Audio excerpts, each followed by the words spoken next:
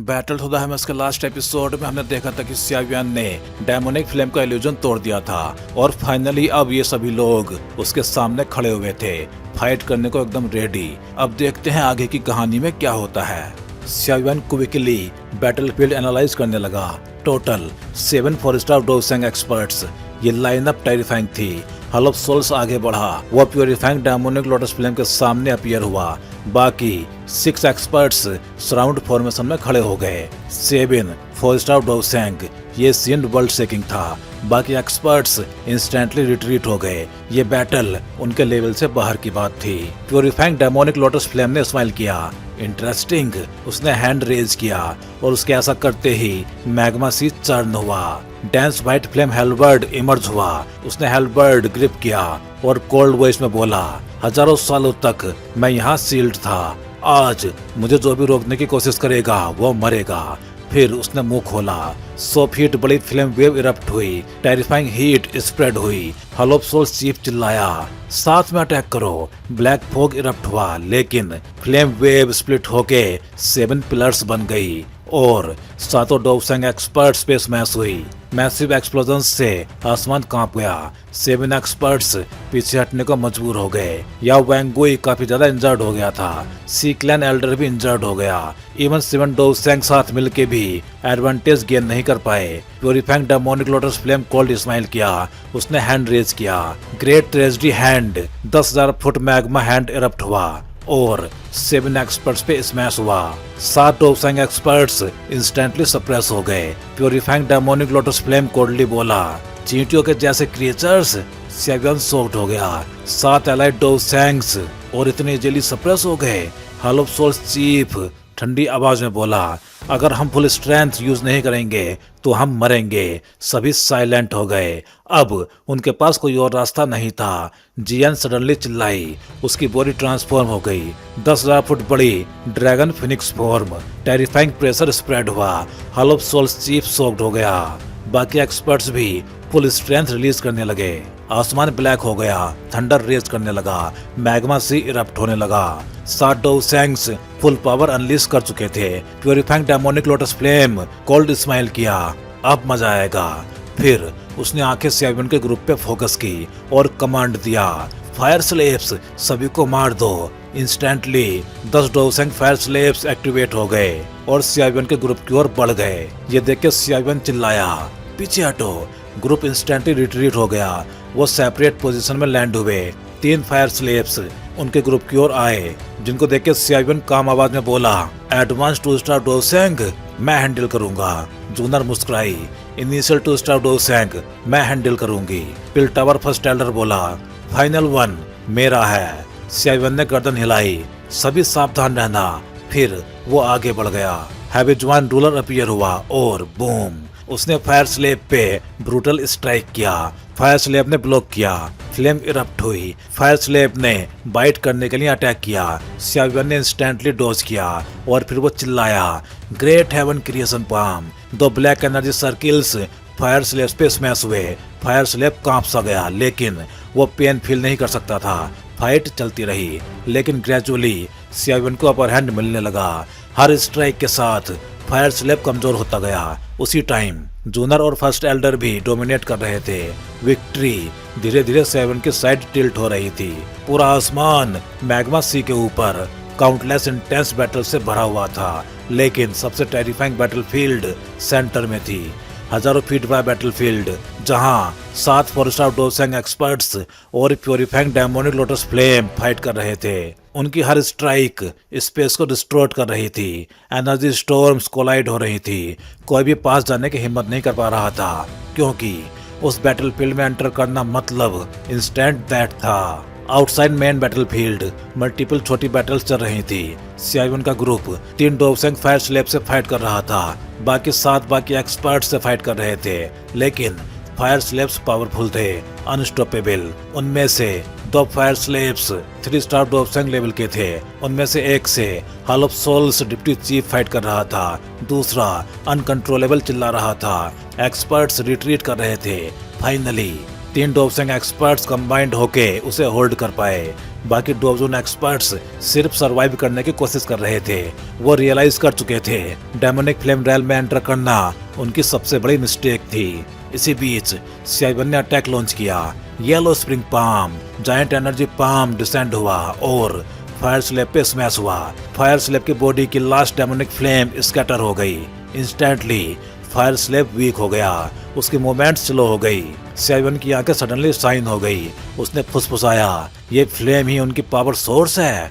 फिर एक भयानक सोच उसके माइंड में आई, अगर मैं कंट्रोल कर सकूं इन फायर स्लैब्स को। उसका दिल तेज तेज धड़कने लगा। उसने इमीडिएटली एक्शन लिया। वो फायर स्लैब के सामने अपीयर हुआ। उसने हैंड वेव किया और स्पेस फ्रीज हो गया। फायर स्लेब इमोबलाइज हो गया। फिर CI-1 ने फिंगर रेज किए, स्पिरिचुअल स्ट्रेंथ गैदर हुई और उसने फायर स्लेब के फोरहेड पे मिस्टीरियस सिंबल ड्रॉ किया। जाओ। सिंबल इंस्टेंटली फायर स्लेब के माइंड में एंटर हुआ। CI-1 की कॉन्शियसनेस ने फॉलो किया। उसने फायर स्लेब के माइंड के डीपेस्ट पार्ट को देखा। वहाँ एक क्रीम व्हाइट फायर बैट था, pure demonic flame core. Symbol bat के अराउंड रैप हो गया। बैरियर क्रिएट हुआ और आइसोलेशन कंप्लीट हो गया। अगले ही पल फायर स्लेब सडनली रुक गया। उसने अटैक रोक दिया और स्लोली CI-1 की साइड में आके खड़ा हो गया, सर्वेंट के जैसे। ये देख के CI-1 शॉक्ड रह गया। फिर उसकी आंखें जॉय से फिल हो गई। मैं इसे कंट्रोल कर सकता हूँ। ये मोमेंट गेम चेंजिंग था। अगर CI-1 सभी 10 फायर स्लेब्स कंट्रोल कर लेता तो उसकी आर्मी अनस्टॉपेबल हो जाती, उसकी स्ट्रेंथ एक्सप्लोड हो जाती और हॉल ऑफ सोल्स को डिस्ट्रॉय करना भी पॉसिबल हो जाता। बैटलफील्ड अब कंप्लीटली चेंज होने वाला था। लेकिन ये सिंबल सिर्फ कुछ टाइम के लिए ही फायर स्लेब को कंट्रोल कर सकता था। जैसे ही प्यूरिफाइंग डेमोनिक लोटस फ्लेम अपना ध्यान दूसरी तरफ लगाएगा, हेवनली फ्लेम जरूर फायर बैट की मदद से सिंबल सील को तोड़ देगा और फिर से फायर स्लेब पे कंट्रोल हासिल कर लेगा। CI-1 की नजर अपने पास खड़े फायर स्लेब पे पड़ी। उसकी आंखों में हल्की सी चमक उभरी। अगर उसे फायर स्लेब को पूरी तरह कंट्रोल करना था तो उसे उसके दिमाग के अंदर मौजूद फायर बैट को खत्म करना होगा, क्योंकि वही fire bat purifying demonic lotus flame का उन्हें कंट्रोल करने का एकमात्र तरीका था। लेकिन प्यूरिफाइंग डेमोनिक लोटस फ्लेम शायद अभी अपना ध्यान बांट नहीं पाएगा। फायर बैट को खत्म करना कोई ऐसा काम नहीं था जो CI-1 थोड़े टाइम में कर सके, इसलिए उसने इस बारे में ज्यादा देर नहीं सोचा। उसने तुरंत बाकी बैटल्स की तरफ देखा। जूनर और फर्स्ट एल्डर जिन फायर स्लेब से फाइट कर रहे थे अब वो दब चुके थे और पीछे हटने को मजबूर थे। तभी कुछ दूरी से अचानक एक बेहद ओवर बियरिंग एनर्जी फ्लक्चुएशन महसूस हुआ। उस एनर्जी की वजह से CI-1 की बॉडी के अंदर की हेवनली फ्लेम हल्का सा कांप उठी। ये महसूस करते ही CI-1 की भुएं उठ गई। उसकी नजर तुरंत उस दिशा में गई। वहाँ आसमान में एक विशाल फ्लेम तैर रही थी। उस फ्लेम के पीछे हजारों फीट बड़े 2 फ्लेम विंग्स फैले हुए थे। जैसे ही वो पंख फड़फड़ाए, चारों तरफ आग का तूफान फैल गया। हर तरफ लपटे ही लपटे थी और उनमें से निकल रहा था एक बेहद ओवर बियरिंग ओरा। क्या ये 8 वेस्टलैंड डिस्ट्रक्शन फ्लेम है? CI-1 की आंखों में अनजाने में ही ईर्ष्या झलक गई।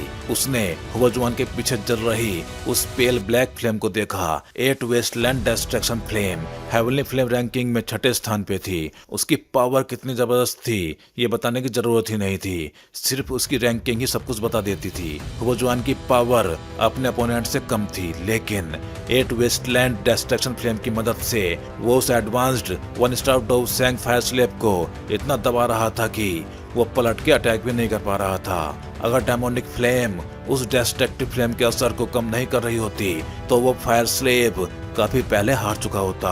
CI-1 ने धीरे से एक सांस छोड़ी। सच में इतने बड़े क्लैन में पैदा होना वाकई एक ब्लेसिंग है। कम से कम उनके रिसोर्सेज एक आम इंसान से तुलना ही नहीं कर सकते। ईमानदारी से कहें तो CI-1 भी 8 वेस्टलैंड डिस्ट्रक्शन फ्लेम जैसी हेवनली फ्लेम चाहता था। वो हेवनली फ्लेम ढूंढने के लिए पूरे कॉन्टिनेंट में भटका था, लेकिन उसे जो सबसे पावरफुल फ्लेम मिली वो सिर्फ रैंक 9 3000 बर्निंग फ्लेम थी, जो 8 वेस्टलैंड डिस्ट्रक्शन फ्लेम के सामने थोड़ी कम थी। तभी दूसरी दिशा से एक भारी आवाज आई।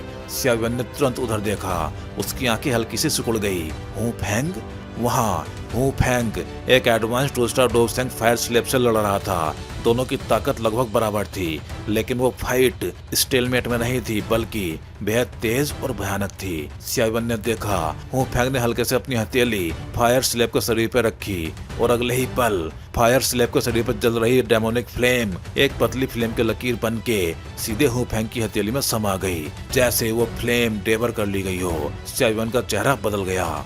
ये सच में डेमोनिक फ्लेम को निगल रहा है। हालांकि ये प्यूरिफाइंग डेमोनिक लोटस फ्लेम की ओरिजिनल विल वाली फ्लेम नहीं थी, फिर भी इसमें विनाशकारी पावर थी। खुद सियावियन भी इसे सीधे निगलने की हिम्मत नहीं करता, लेकिन हु फेंग बिना हिचकिचाए उसे डेवर कर रहा था। हु फेंग का नेचर देखकर ये साफ था कि वो ऐसा बिना कॉन्फिडेंस के नहीं करेगा। इसका मतलब उसे पूरा यकीन था कि वो इन फ्लेम्स को एब्जॉर्ब कर सकता है। यहाँ तक कि फ्लेम मंत्र प्रैक्टिस करने वाला सियावियन भी ऐसा नहीं कर सकता था। हु फेंग ने अपनी जीभ से होठ चाटे, जैसे उसे अब भी मजा नहीं आया हो। उसी समय उसे सियावियन की नजर महसूस हुई। उसने सिर घुमाया और सियावियन को देखा, फिर उसके होठों पे घनी मुस्कान उभर आई। सियावियन का चेहरा फिर से शांत हो गया, लेकिन उसके दिल में हु फेंग के लिए सावधानी और बढ़ गई। ये आदमी वाकई बहुत मिस्टीरियस है। नई जनरेशन में सबसे भयानक इंसान शायद यही है। तभी अचानक दूर हो रही विशाल लड़ाई से एक बेहद भयानक एनर्जी फ्लक्चुएशन फूट पड़ा और उसी समय एक तीखी चीख गूंजी। ये आवाज प्यूरिफाइंग डेमोनिक लोटस फ्लेम की थी, लेकिन इस बार उसकी आवाज में गुस्सा और दर्द दोनों थे। लग रहा था कि 7 4 स्टार डोसेंग के कंबाइंड अटैक ने उसे भी काफी चोट पहुंचा दी थी। आखिर नंबर्स की ताकत हमेशा बड़ी होती है, खासकर तब जब वो भीड़ एलाइड डोसेंग एक्सपर्ट से बनी हो। तभी दूर बैटलफील्ड से एक जोरदार आवाज गूंजी, सब लोग अपनी ताकत मुझे दो, अब डेमोनिक फिल्म को सील करने का सबसे अच्छा मौका है। आसमान में हॉल ऑफ सोल्स का चीफ खून से लथपथ हालत में उठा। उसने हवा पे हाथ मारा, तभी आकाश में एक विशाल 1000 फीट बड़ा ब्लैक फॉर्मेशन उभर आया। उस फॉर्मेशन का सेंटर सीधे नीचे मौजूद प्यूरिफाइंग डेमोनिक लोटस फ्लेम को लॉक कर रहा था। जूनर चौंक गई, ये तो तियान लो सीलिंग डेमन फॉर्मेशन है। ये थी कहानी बैटल ऑफ द हेवंस के एपिसोड 191 की। चलिए फिर जल्दी ही मिलते हैं अगले वीडियो में। हे डोंगा फैंस, आप सभी का सपोर्ट ही इस चैनल को आज इस लेवल तक लेके आया है और अब एक नया स्टेप शुरू हो चुका है। हाँ जी, अब आप ज्वाइन कर सकते हो चैनल मेंबरशिप और बन सकते हो हमारे एक्सक्लूसिव कल्टीवेटर स्क्वाड का हिस्सा। अब देखते हैं मेंबर्स को क्या क्या मिलेगा। तो वही मेंबर्स को अलग से मिलने वाला है एक्सक्लूसिव डोंगा content, early access videos, custom badges and emojis, shortcuts और बहुत कुछ। वैसे इनमें मेन तो अर्ली एक्सेस वीडियोज ही रहेंगे। तो अगर आप भी डोंगवा और सियावियन की इस एपिक जर्नी में एक पावरफुल सपोर्टर बनना चाहते हो तो ज्वाइन बटन दबाओ और अपग्रेड करो अपना fan level. Thank you for supporting guys. Stay legendary and keep cultivating.